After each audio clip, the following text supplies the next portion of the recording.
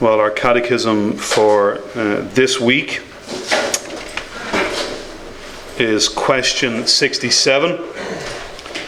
And again, as we look at this subject of keeping the law of God and the issue of sin, some of these questions in this section are to give balance to heresies that abound regarding sin. And in the previous question, the question is asked, are all transgressions of the law equally heinous?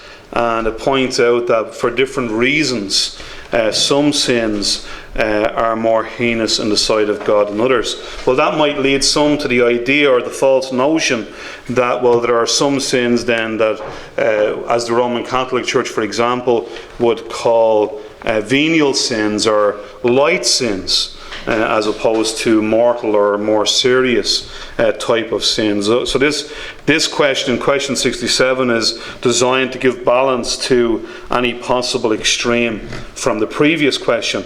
What does every sin deserve? Every sin deserves God's wrath and curse, both in this life and that which is to come.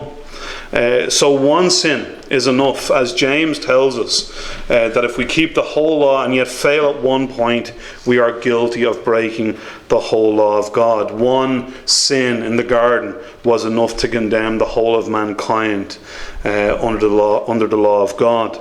So therefore every sin deserves God's wrath. And indeed we can apply this, can't we, to our own experience even today. We know that even this day, in our thought, in our words, in our deeds, we have done that which even today would condemn us in this life and in the life to come.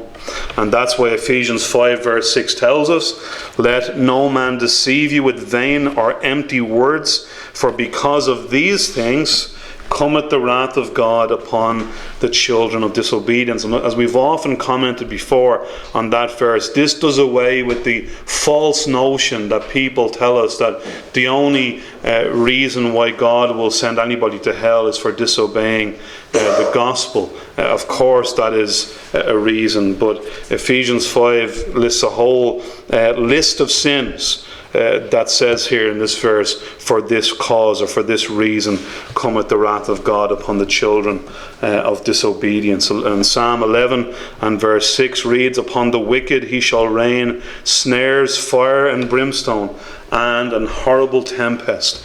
This shall be the portion of their cup. And it's interesting, some of us were talking about the whole doctrine of hell earlier on, and it is a difficult doctrine. Probably the most difficult doctrine, and anybody that says that they do not at times wrestle with this, maybe we're not being truthful. But as believers, we rest in the knowledge that God, as we said this morning, is good, righteous, just, holy and wise. And therefore what the Word of God teaches regarding these things, we are to use as a basis of our worship for God. So, what does every sin deserve? Every sin deserves God's wrath and curse, both in this life and that which is to come. Let us sing together at the beginning.